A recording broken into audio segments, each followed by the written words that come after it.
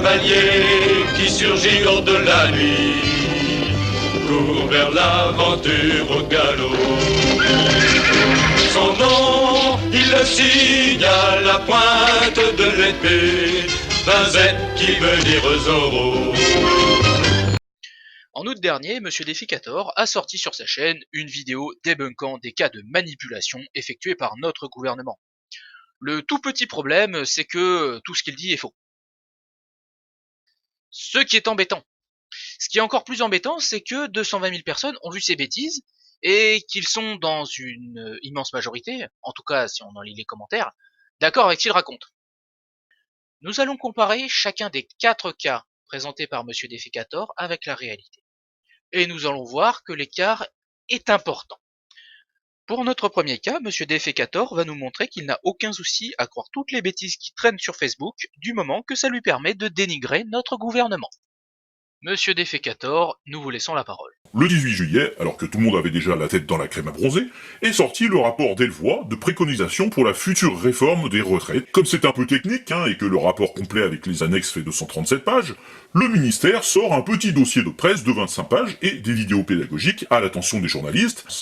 Donc, ce dossier leur présente des cas types, des exemples simples, comme celui de Marine, développeuse web au salaire moyen, pour qui on détaille plusieurs hypothèses. Quelques jours plus tard, un collectif de citoyens qui, lui, ne s'est pas contenté du dossier de presse, mais s'est réellement penché sur le détail du rapport. Alors non, monsieur. Ce rapport, ils l'ont pas lu, et vous non plus d'ailleurs, sinon vous pourriez pas raconter ce genre de bêtises. Ce que vous avez à gauche, c'est ce que le collectif prétend avoir lu dans le rapport, et ce que vous avez à droite, c'est la copie d'écran du rapport. Je me suis permis d'entourer en rouge les chiffres que vous avez à lire. Vous n'ayez pas besoin de perdre votre temps. Dans l'hypothèse où vous me croyez pas, vous avez le lien vers le rapport, et vous avez même le numéro de page d'où est issue cette copie d'écran. Je vous rends la parole, monsieur, pour nous raconter la prochaine sottise de ce collectif. Découvre un petit détail, donc page 142 dans les annexes, ça il fallait les chercher dans les petites lignes, qui n'étaient pas fournies dans le dossier de presse évidemment. Le dossier de presse est ici, les annexes sont là. C'était vraiment très bien caché. Étant donné que vous avez l'air d'être un petit peu emphatique parfois, monsieur Déficator, je me permettrai, à l'avenir, de reformuler certaines de vos phrases afin qu'elles correspondent un peu plus à la réalité. Et là, il est expliqué qu'en fait, dans ces 9 exemples, les montants calculés pour le système de retraite actuel ne sont pas des montants comme on en aurait avec une durée de cotisation de 42 ans, prévue par le système actuel. Non, monsieur, il faut 43 annuités pour avoir droit à une retraite à taux plein. Cette réforme a été votée en 2014, avec une application progressive entre 2020 et 2035, période où la durée de cotisation nécessaire sera relevée d'un trimestre tous les 3 ans. Et là, il est expliqué qu'en fait, dans ces 9 exemples, les montants calculés pour le système de retraite actuel ne sont pas des montants comme on en aurait avec une durée de cotisation de 42 ans, mais avec des montants artificiellement prolongés jusqu'à 44 ans et 3 mois. Qu'est-ce qu'il y a écrit là, juste après ce que vous avez surligné ? Selon le même rythme que lors de la réforme de 2014, augmentation de 1 trimestre toutes les 3 générations. La durée d'assurance requise s'établit respectivement à 43 ans et 6 mois, et 44 ans et 3 mois pour les générations 80 et 90, contre 43 années pour la génération 72. Concrètement, ça veut dire que le gouvernement prévoit d'appliquer la loi de 2014, mais prévoit également une augmentation de la durée de cotisation requise pour la génération 80 de 2 trimestres, soit 6 mois, et pour la génération 90 de 5 trimestres, soit 1 an et 3 mois. Ce qui a un impact très concret, de 1,16% pour la génération 80 et 2,9% pour la génération 90. Or, ça tombe bien parce que ça accentue la différence entre les montants du système actuel et ceux du système futur. Il aurait sans doute été souhaitable de préciser que cette accentuation est inférieure à 3%. Ensuite, il aurait peut-être été bon de se poser la question sur pourquoi est-ce que le gouvernement veut rajouter des trimestres de cotisation. Alors, la page sur laquelle je suis, issue du site Vie Publique, l'explique très bien. Les caisses de retraite sont déficitaires depuis 2008. Et qu'est-ce qui se passe d'après vous si les caisses de retraite n'ont plus d'argent ? C'est très facile. Les retraites ne sont pas payées. Ce que ça veut dire très concrètement, c'est que notre système de retraite actuel n'est pas viable. Donc il va y avoir une réforme des retraites, que ce soit celle qui est proposée aujourd'hui ou une autre. Et pour tous ceux qui auraient envie de me dire non mais c'est pas normal, moi j'ai cotisé, on me doit ci, on me doit ça, s'il n'y a pas d'argent dans les caisses, vous ne serez pas payé, point à la ligne. Donc, vous l'avez compris, les calculs présentés en exemple étaient biaisés pour avantager le nouveau système préconisé par le ministère. Ah, les calculs. Vous en parlez monsieur, ce sera encore mieux de les montrer. Ce que vous ne risquez pas de faire, tout simplement parce que votre collectif nous dit lui-même qu'ils sont incapables de refaire les calculs du rapport. Je me permets de lire. Dans le rapport, le calcul de la pension n'est pas détaillé. Il est donc difficile, voire impossible, de reconstituer les calculs du rapport. Comment est-ce qu'ils peuvent m'expliquer que le calcul est faux, mais m'expliquer qu'ils ne peuvent pas le refaire? Il y a un problème quelque part là. Et le problème, il n'est pas dans le rapport. Le problème, il est dans le fait que ce brave collectif là voit des choses qui n'existent pas. Leur erreur, je pense même pouvoir dire qu'elle est sur la ligne d'après. Ici, celle-là, que je vais me permettre de lire. Mais en se calant sur les hypothèses du rapport, un salaire qui augmente de 1,3% par an, non, juste non. Cette hypothèse, elle est pas dans le rapport. Je vous laisse le lire à nouveau le rapport, il n'y a pas de problème, hein. Mais non. Le salaire de l'hypothèse est fixe. Ah bah c'est sûr que s'ils n'utilisent pas le même salaire, ils risquent pas de retrouver les chiffres du gouvernement. Ça effectivement, oui, ça me semble évident.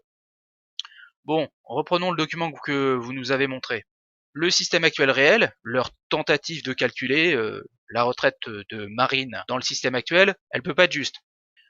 Tout simplement parce que ce collectif utilise une formule de calcul fantaisiste, que je serais d'ailleurs assez curieux de voir. Ça me ferait bien rire, je pense. Oui, parce que ces formules de calcul, elles n'apparaissent ni sur leur page Facebook ni sur le site web. La pension selon le système actuel, on l'a vu tout à l'heure, hein, ils n'ont pas été capables de recopier les chiffres du rapport, donc ça c'est faux.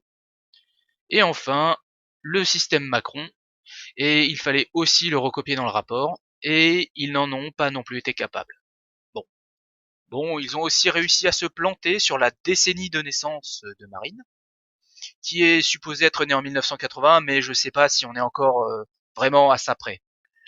Du coup, comme j'ai pas envie qu'on m'accuse d'être négatif, je me suis permis d'entourer en vert les éléments qu'ils ont réussi à recopier correctement. Oui, ils sont pas très nombreux, mais bon, on fait avec ce qu'on a. Face à des erreurs aussi grossières, je me suis dit non, ils doivent parler d'un autre cas. Donc, j'ai été vérifier leur publication. Et non, ils parlent bien du cas Marine, du rapport de Levoix. Et ils ont donc véritablement été incapables de recopier une année de naissance. Et soyons clairs, c'est pas juste cette infographie qui est fausse. Hein. Tenez, par exemple, regardez ce qu'ils ont réussi à produire. C'est une calculette qui, d'après ce collectif, nous permet de calculer notre retraite avant et après la réforme. Et vous allez voir, c'est un petit bijou de manipulation et d'aveu de bêtises. Hein, excusez-moi, mais bon, faut bien le dire. Hein. Regardez ce qui se passe. Ah, on ne peut pas calculer. Mais pourquoi? Le gouvernement a refusé de rendre public les simulateurs permettant de calculer le montant de sa retraite avant et après sa réforme. Pour la manipulation, je pense pas avoir besoin d'expliquer. On vous raconte qu'on va vous donner des chiffres, mais en fait, on vous expose de la propagande et ensuite on va vous demander de signer une pétition. Pour la bêtise, ça implique, paradoxalement pour le comprendre, d'avoir 2 neurones actifs. Ces gens sont en train de nous raconter que nous n'avons pas les moyens de calculer notre retraite avant et après la réforme.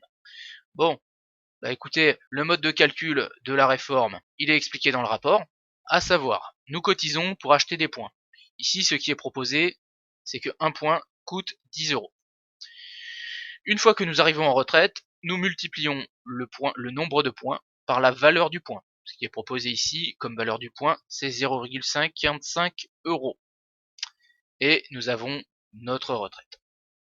Voilà, c'est extrêmement complexe, hein, je le conçois, mais je vais quand même me permettre de rappeler que les multiplications sont vues à l'école primaire. Hein. Pour le système actuel, le mode de calcul est disponible sur servicepublic.fr, qui est extrêmement bien caché, hein. C'est le 5e résultat dans Google lorsqu'on tape calcul de retraite. Oui. Et ce site est quand même assez peu ergonomique, hein, on va pas se mentir, hein. Imaginez, hein, si je veux par exemple calculer ma retraite, hein, je vais devoir cliquer sur calcul de la pension. Oui, ça implique là aussi de savoir lire, mais on a vu que votre collectif là il sait pas le faire. Bon, et la formule de calcul est disponible ici. Voilà. Donc, on a le mode de calcul actuel et on a le mode de calcul de la réforme. À partir de là, il suffit de prendre un petit tableur Excel et de rentrer les chiffres. Donc c'est quoi ce fameux simulateur qu'il demande? C'est tout simplement l'aveu que ces gens-là ne savent pas comment on calcule une retraite. Sinon, ils n'auraient pas besoin de demander un simulateur. Ils ont la formule de calcul. Il suffit de l'appliquer. À partir de là, on peut facilement voir, hein. On va arrêter là sur le cas de ce collectif. Qu'est-ce qu'on peut retenir de cette triste expérience? Ben, tout simplement qu'il faut pas gober tout ce qui traîne sur Facebook. Oui, c'est un conseil que vous n'avez jamais entendu, hein, j'en suis sûr. Mais qu'est-ce que vous voulez? Sur cette chaîne, on fait des choses pointues. Dans le cas suivant, Monsieur Defecator va nous démontrer qu'il est incapable de comprendre un document de 3 pages en essayant de montrer que Madame la ministre du Travail manipule les chiffres concernant les indemnités chômage. Monsieur Defecator, nous vous laissons la parole. Le 26 février 2019, le Premier ministre Édouard Philippe et la ministre du Travail Muriel Pénicaud ont fait une conférence de presse sur l'assurance chômage pour exposer les raisons qui faisaient qu'ils voulaient absolument faire cette réforme. Il y a des cas où l'allocation chômage peut être supérieure à la moyenne des revenus. Ce dysfonctionnement concerne un demandeur d'emploi sur 5. Les journalistes ont commencé à interpeller la ministre là-dessus. D'où sortait son chiffre? Alors, apparemment, ça venait des données de Pôle emploi, mais la ministre en disait pas plus. Donc, c'était fallacieux, hein, on était à la limite du falafel, là. C'était quasiment ce qu'on appelle une pétition de principe. C'est comme ça parce que je vous dis que c'est comme ça. Donc, dans un cas pareil, en face, on doit rien lâcher, hein, c'est la base. Il faut interroger sur la provenance du chiffre pour savoir si on n'est pas en train de nous enfumer. Comme tout à l'heure pour les pensions dans la réforme des retraites. La fin de l'extrait sur les retraites n'était absolument pas nécessaire, mais vu les approximations de Monsieur Defecator sur ce sujet, ça m'a bien fait rire de le laisser. J'aimerais ajouter 2 choses avant de rendre la parole à Monsieur Defecator. La première, c'est que cette conférence, je l'ai vue, et que le montage de Monsieur Defecator me semble trompeur. Lorsqu'on écoute le montage de Monsieur Defecator, on a l'impression que ces 20% sont l'élément central de la conférence de presse. Alors que si on regarde cette conférence en entier, on se rend compte que ces 20% ne sont qu'un élément mineur permettant de contextualiser et de rendre plus concrète la vision qu'on peut avoir de notre système d'assurance chômage. Le deuxième point qui m'embête, c'est ça. À la limite du falafel, là, c'était quasiment ce qu'on appelle une pétition de principe. C'est comme ça parce que je vous dis que c'est comme ça. Ce que vous n'avez pas l'air de bien réaliser, monsieur, c'est que Madame la ministre n'a aucune obligation de s'expliquer sur quoi que ce soit. Les journalistes n'ont aucune forme d'ordre ou d'exigence à avoir à l'égard de Madame la ministre. Ça, il va peut-être falloir vous le mettre en tête. Surtout qu'ici, vous l'avez dit vous-même, Madame la ministre a donné la provenance des chiffres. On est visiblement face à des journalistes qui cherchent à faire du scandale. Parce que comme je l'ai dit tout à l'heure, ces 20%, c'est pas exactement le point central de cette conférence. Mais excusez-moi monsieur, je vous rends la parole. Le chiffre a ensuite été très contesté. Alors, ce qui s'est passé par la suite, c'est que le 27 mars, l'UNEDIC, un peu agacé par tout ça, a publié une fiche de synthèse montrant qu'il n'y avait que 4% des allocataires qui se trouvaient dans le cas évoqué par la ministre. Le 29 mars, Pôle emploi a fini par sortir une fiche en précisant bien que c'était à la demande du ministère pour expliquer comment on pouvait obtenir un chiffre de 20%. On va reprendre le discours de monsieur Defecator, mais avec des termes normaux correspondant aux faits qu'il nous raconte. Vous allez voir que ça va être tout de suite moins spectaculaire, hein. Qu'est-ce que nous raconte monsieur Defecator? Lors d'une conférence de presse, Madame la ministre a dit que 20% des chômeurs touchaient une indemnité supérieure à leur ancien salaire. La presse a voulu savoir d'où venait l'information et Madame la ministre a répondu que les chiffres venaient de Pôle emploi.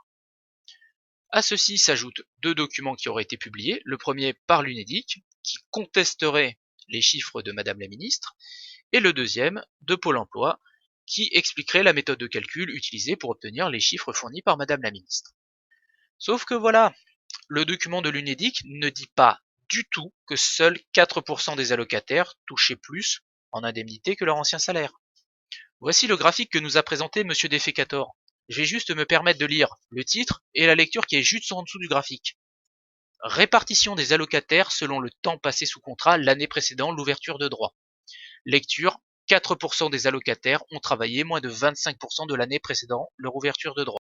Ce graphique nous informe juste sur la durée que les chômeurs ont travaillé avant de perdre leur emploi.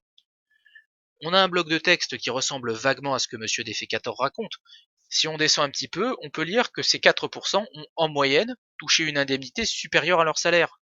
Sauf que voilà, ça ne nous dit pas tous ces allocataires ont eu une indemnité supérieure à leur salaire, et surtout ça ne nous dit pas seuls ces allocataires ont eu une indemnité supérieure à leur salaire. Ce document ne permet pas de savoir combien de personnes ont touché une indemnité supérieure à leur salaire. Ça, c'est pour le document de l'UNEDIC. Mais sur le document de Pôle emploi, c'est pas mieux. Qu'est-ce que vous avez compris, Monsieur Defecator, sur ce fameux document de Pôle emploi? Le 29 mars, Pôle emploi a fini par sortir une fiche en précisant bien que c'était à la demande du ministère. C'est la fiche qui a été réalisée à la demande du ministère du Travail, monsieur. Ce n'est pas la méthode de calcul. D'accord, c'est écrit. Cette fiche a été réalisée à la demande du ministère du Travail. Pour expliquer comment on pouvait obtenir un chiffre de 20%. Alors, il choisissait de se reporter au salaire mensuel moyen sur toutes les périodes d'activité, quitte à mélanger des mois où le chômeur a travaillé à temps plein et des mois où il a travaillé genre une demi-journée. Donc, là pour l'exemple, en tenant compte qu'elle a gagné 4 fois 1500 plus 8 fois 50, ça lui fait un salaire moyen de 533 €, alors que son allocation restera à 956 €. Donc là, évidemment, on est dans un cas qui permet à Muriel Pénicaud de dire que l'allocation chômage est plus élevée que le salaire mensuel moyen, mais on voit que c'est artificiel. Ici, la personne, elle a péniblement gagné 50 € par mois pendant 8 mois. Mais évidemment, monsieur, qu'on va inclure toutes les périodes travaillées dans le calcul du salaire moyen. Ça sert à quoi, une moyenne d'après vous, monsieur? Ça sert à voir ce qu'est une situation normale. Le mode de calcul ici, ça consiste tout bêtement à additionner les salaires des mois travaillés et à diviser par le nombre de mois travaillés. C'est ce que ferait n'importe qui d'intelligent. Ça permet de lisser les revenus des gens pour savoir combien ils gagnent sur un mois normal. C'est le même système que les moyennes à l'école. D'accord? On additionne les notes, on divise par le nombre de notes et on obtient une moyenne qui nous permet de connaître le niveau de l'élève. C'est pas très compliqué. Bah là, c'est la même chose. Maintenant, si dans le calcul des moyennes, vous enlevez toutes les notes en dessous de 10, mettons, je vous garantis qu'effectivement, votre moyenne, elle va augmenter. Par contre, je peux aussi vous garantir qu'elle ne représentera plus du tout le niveau des élèves. Bah avec le salaire, c'est pareil. On n'enlève pas les mois où les salaires sont faibles. Pour la suite de ces explications, Monsieur Defecator va utiliser comme prémisse le fait que l'UNEDIC aurait contesté les chiffres de Pôle emploi, ce qui, nous l'avons vu, est faux. Donc, on va juste laisser cette partie-là. Donc si on veut résumer le scandale sans nom dénoncé par Monsieur Defecator, qu'est-ce qui s'est passé? Eh bien, lors d'une conférence de presse, Madame la ministre a annoncé un chiffre. Les journalistes lui ont demandé d'où provenait ce chiffre, et Madame la ministre a répondu « Merci monsieur, grâce à vous, nous avons maintenant connaissance de ces actes inqualifiables. La patrie vous est reconnaissante. » Rassurez-vous, j'ai une morale un petit peu plus constructive et un peu plus intéressante. Ne croyez pas ce que raconte le journal Le Monde. En effet, Monsieur Defecator a juste repris les délires grotesques d'un de leurs journalistes, qui était très probablement plus occupé à se droguer qu'à vérifier ses informations. Avant de passer au sujet suivant, j'aimerais quand même répondre à ceci. Et où ça paraît assez injuste comme mode de calcul, c'est que ça va concerner des gens dont l'activité est morcelée, qui alternent chômage et emploi très précaires, et qui potentiellement vont même pas toucher l'allocation théorique maximum. L'allocation chômage maximale, elle est aux alentours de 7 800 € par mois. Oui, vous avez bien entendu, 7 800 € par mois. Donc vous m'excuserez, mais je ne vais pas pleurer parce que des gens qui travaillent une journée par mois ne touchent pas cette somme aux frais de la collectivité. Allez, cas suivant.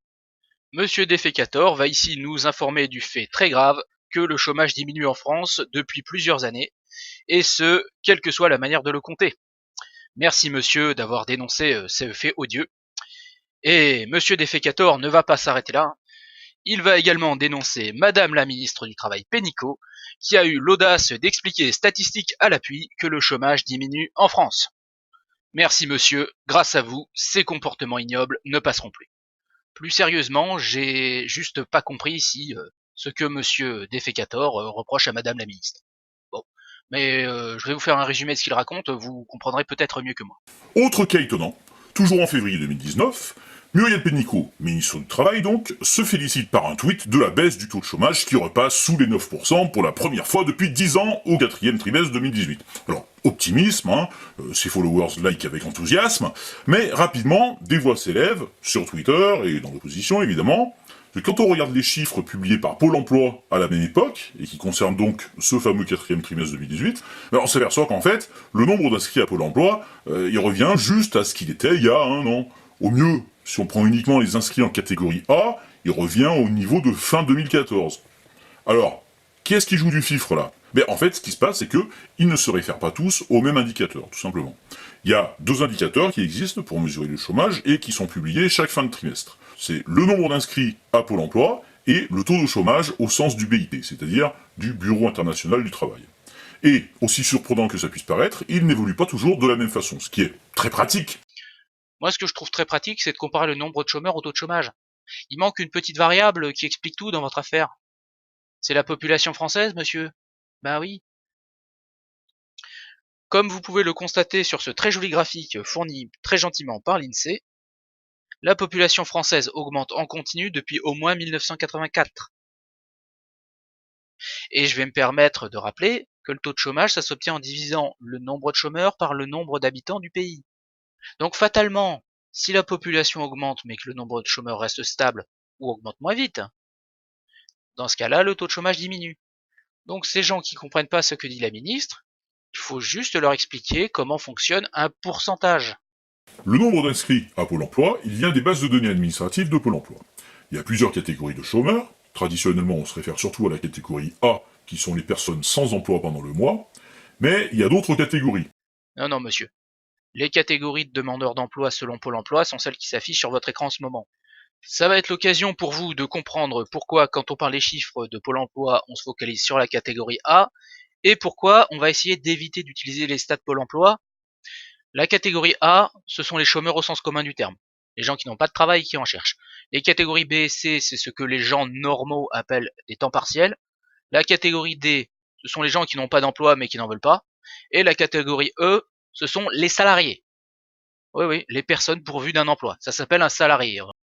Je ne vous cache pas que ces catégories sont à mes yeux aberrantes, mais ce sont celles qu'utilise Pôle emploi. Et c'est pas du tout ce que vous nous avez montré. Mais excusez-moi, je vous rends la parole.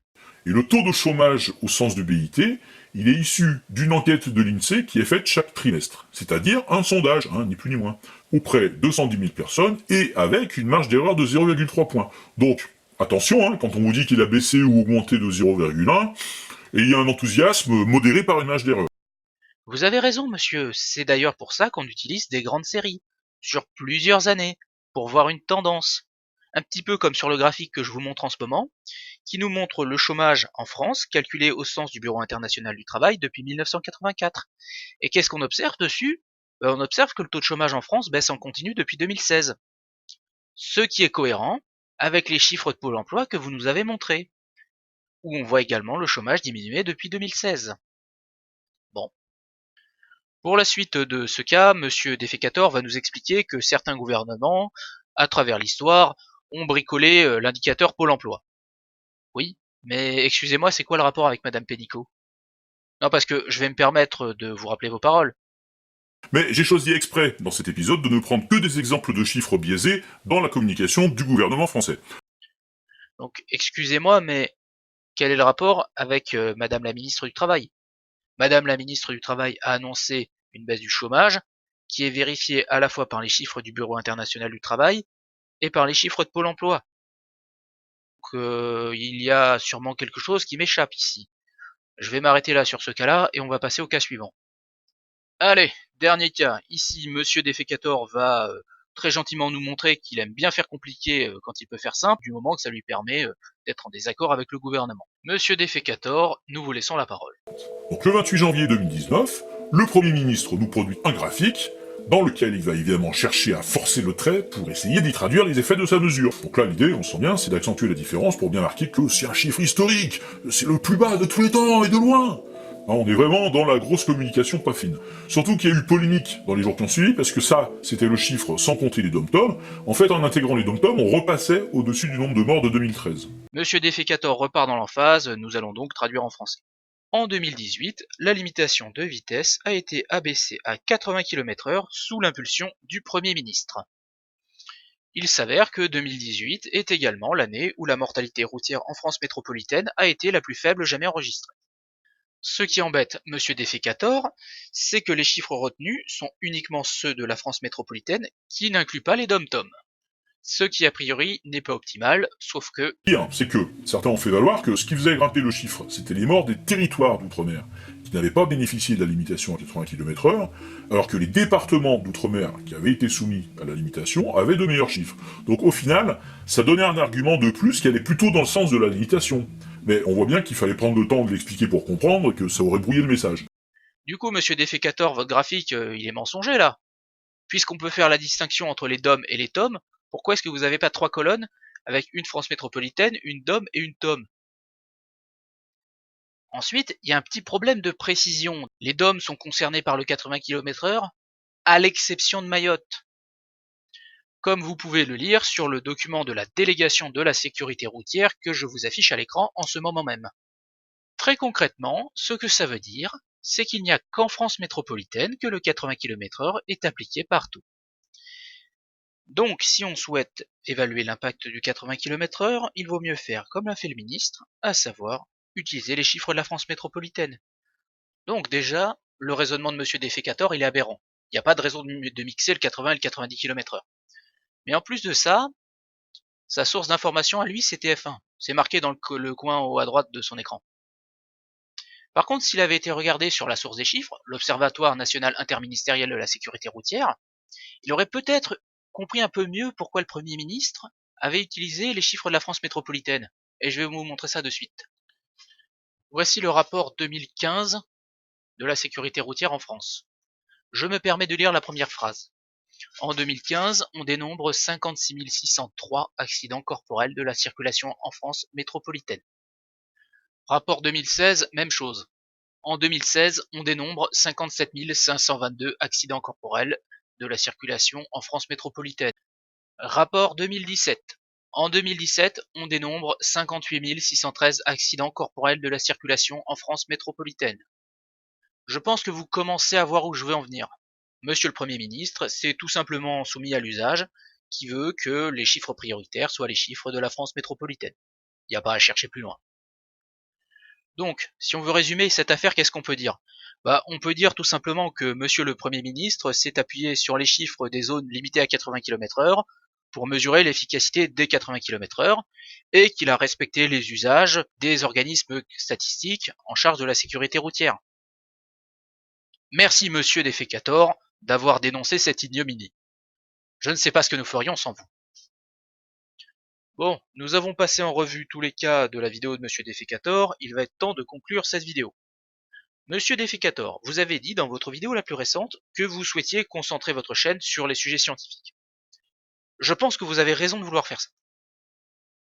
Je pense que vous avez très clairement plus de pertinence sur les sujets scientifiques que politiques. Il y a une dernière chose que je souhaite faire dans cette vidéo, c'est recommander la chaîne de Monsieur Defecator. Ne nous mentons pas, j'ai été un petit peu taquin pendant cette vidéo. Néanmoins, je pense que la chaîne de Monsieur Defecator véhicule des valeurs très positives et a un humour qui est extrêmement efficace. Regardez les vidéos de Monsieur Defecator, c'est la certitude de passer un bon moment. Il y a juste sur les faits que c'est parfois un petit peu moins pertinent. Ce qui pour un débunker est un peu embêtant, certes. Mais je pense néanmoins que les points positifs de la chaîne de Monsieur Defecator, des vidéos de Monsieur Defecator, l'emportent largement sur les points négatifs. J'en profite d'ailleurs, Monsieur Defecator, pour vous dire que je suis très heureux que votre chaîne se porte bien et que vous ayez de bons retours.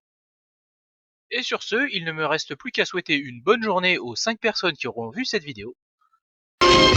Zorro, Zorro, renard rusé qui fait sa loi. Zorro, Zorro, vainqueur, tu les as chaque fois.